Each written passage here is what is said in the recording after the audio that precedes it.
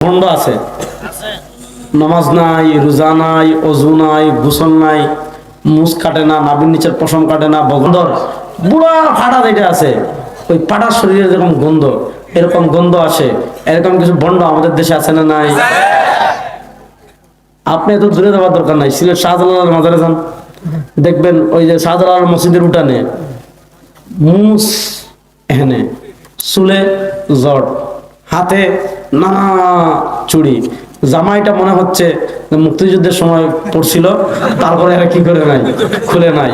আর শরীরে তো মনে করেন কুত্তার গন্ধ হচ্ছে ভালো, মানে গোসল না করতে করতে, ব্রাশ না করতে করতে, মিসওয়াক না করতে করতে একটা ফাটা কখনো তো 100 বছর বাসে না।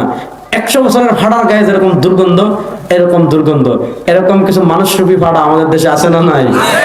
আছে। আপনার ভাই, আপনি তো হাসতেছেন, আমাদের এগুলো হলো ইমান চোর, এগুলো হলো কি চোর? ইমান চোর। আমি অনেক ওয়াজে বলি রে ভাই, আমাদের দেশের মানুষ জুতা চুরে ফিটায়, মোবাইল চুরে ফিটায়, পকেট মারে ফিটায়, আর ইমান চুরে নিয়ে ডিম দে, গরু দে, ছাগল দে, আছে না নাই? এই দেখবেন এগুলা তো আপনি চাঁদপুর মতলব গেলে দেখবেন আজীব কারিশমা, ল্যাংটা বাবা রাস্তা না, বাবা ল্যাংটা। আচ্ছা আপনারা বলেন, যে বলদ ল্যাংটা থাকে এটা ফির না শয়তান? আচ্ছা এটা যদি শয়তান না হয় তাহলে দুনিয়াতে শয়তান বলতে কিচ্ছু নাই। এইটা যদি শয়তান না হয় দুনিয়া, আপনি দেখবেন ভাই ল্যাংটার কাছে যাচ্ছেন কেন, খবিসের কাছে যাচ্ছেন কেন, ফাড়ার কাছে কেন যাচ্ছেন? বলবেন বাবার কিছু থাকুক আর না থাকুক, বাবার কিন্তু মারেফত আছে। বাবার কি আছে? অর্থাৎ কিচ্ছু নাই, সে দুনিয়াতে কিছু দেখাতে পারে নাই, তারপরেও মনে করে বাবার কি আছে, মারেফত আছে।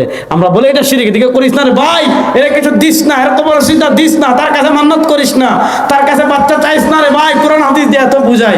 তারপরে বাংলাদেশের মানুষ আটকাইতে পারে না। বাংলাদেশের মানুষ কি পরিমাণ হুজুগে, দাজ্জাল আসলে কেমনে ইমান বাঁচাইবেন? গত 1 মাস আগে শরীয়তপুরের ঘটনা, কি ঘটনা জানেন? আমরা যখন ছোট ছিলাম, এখনো দেখবেন একজনের বাড়িতে গাছ কেটে ফেলছে, ঘর বানাবে, কিন্তু এখনো ঘর বানাইতে দেরি আছে। এই গাছ থেকে সে দরজা বানাবে, জানালা বানাবে, শিখ করে গাছ টুকরা টুকরা টুকরা টুকরা টুকরা টুকরা করে পুকুরে ফেলাইতে ফেলায় না। 1 বছর পর পানি সেচ করে গাছ তুলে, তাহলে গাছটা পানিও খায়, মজবুত হয়। শরীয়তপুরের এক পুকুরে এক বাড়ি, কিছুক্ষণ পর পর একটা বিশাল জিনিস মাথা বের করে আবার ডুবে, মাথা বের করে আবার ডুবে, মাথা বের করে আবার ডুবে। পুরো এলাকায় খবর ছড়াইছে, অমুকের পুকুরে গাইবে একটা জিনিস, উঠতেছে ডুবতেছে নামতেছে, ডুবতেছে নামতেছে। এখন কেউ পানি নিয়ে এই পুকুর থেকে পানি নেওয়া শুরু করছে, কেউ এসে এই পুকুরে আপনার আগরবাতি ঢালতেছে, কেউ এসে আতর মারতেছে। মানে বেচারার ঘর বাড়ি, মানুষ আর মানুষ। বেচারার বাথরুমেও সিরিয়াল নাই, পুরুষ মহিলা পুকুরে গোসলও করতে পারে না। বেচারা 999 ফোন দিছে যে এরকম আমার অবস্থা, আমার বাড়ি ঘেরাও করে ফেলছে মানুষ, পুকুরে নাকি গইবি কোন জিনিস উঠতেছে আর নামতেছে। 999 পুলিশ আইসা, যারা জেলে আছে না, জাল ফেলায় নদীতে, এরকম খবর দিয়েছে ভাই আপনারা জাল ফেলান, এটা গইবি জিনিস হলে তো আর পাইবেন না, আর গইবি জিনিস না হলে তো জালে আসবে। এরা জাল টান দিছে, দেখে দূর গাছের একটা টুকরা কাদায় ছিল, এখন কাদা থেকে উঠছে, একটু মাথা বের করে আবার নামে, মাথা বের করে আবার নামে। তাহলে চিন্তা করেন, একটা গাছের টুকরা মাথা বের করায় তোলার কারণে যে দেশের মানুষ মোমবাতি নিয়ে যাইতে পারে, আগরবাতি নিয়ে যাইতে পারে, দাজ্জাল দুনিয়াতে এসে পাতলাম করবে না। কি করবে জানেন? একটা এলাকায় আসবে, হাদিসটা শুনেন, হযরত নওয়াস ইবনে সামআন সুনান ইবনে মাজাতে হাদিস এনেছেন, মনোযোগ, সুনান ইবনে মাজাতে হাদিস এনেছেন। দাজ্জাল একটা এলাকায় আসবে তার বাহিনী নিয়ে। অনেক দিন ধরে এই এলাকায় বৃষ্টি নাই, গাছে পাতা নাই, পুকুরে পানি নাই, টিউবওয়েলে পানি নাই, মোটরে পানি নাই।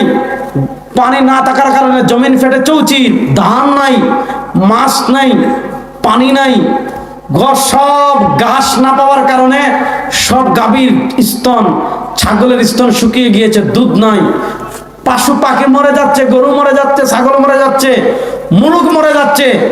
একটা মানবেতর অবস্থা সৃষ্টি হবে, মানুষ পানির জন্য হাহাকার করতে থাকবে, ঘুরতে থাকবে, ঘুরতে থাকবে, ঘুরতে থাকবে, পানির জন্য হাহাকার করতে থাকবে। দাজ্জাল ওই এলাকায় আসবে, এসে বলবে আপনাদের সমস্যা কি? বলবে বাবা আমাকে তো পানি নাই, দেখেন আমরা মরে যাচ্ছি, আমাদের পশু পাখি মরে যাচ্ছে, আমাদের টিউবওয়েলে পানি নাই, আমাদের নদীতে পানি নাই, আমাদের পুকুরে পানি নাই, আমাদের টেপে পানি নাই, আমাদের মোটরে পানি নাই। দাজ্জাল বলে সবাই জমা হও, সবাই জমা হবে। ফাতা'মুরুস সামা আন তুমতিরা ফাতুমতির ওয়া তা'মুরুল আরদা আন তুমবিদা ফাতুমবিদ। দাজ্জাল আসমানকে বলে, ওই আসমান বৃষ্টি দে, বলার সাথে সাথে বৃষ্টি শুরু হবে। ওয়া তা'মুরুল আরদা আন তুমবিদা ফাতুমবিদ। দাজ্জাল বলে, এই জমিন ধানে ভরে যা, ধানে ভরে যাবে। এই পুকুর মাছে ভরে যা, ভরে যাবে। এই গাভীর স্তন দুধে ভরে যা, ভরে যাবে। মানুষের চোখের সামনে বৃষ্টি দিবে, ফসল দিবে, মাছ দিবে, দুধ দিবে। তখন যদি হুজুররা ফতোয়া দেয় এটার পিছনে যাইয়েন না, এটা বন্ড, বলবে আপনার 14 গোষ্ঠী বন্ড, আমরা সবচেয়ে বড় খাজা বাবা হয়ে গেছি।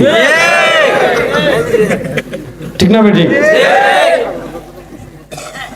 এই জন্য শুনেন, আল মালহামাতুল কুবরা, ঈসা, সবাই বলেন ঈসা। ঈসা মানে মাছ না, চিংড়ি মাছ না, ঈসা আলাইহিস সালাম। বলেন না ঈসা, আসমানে।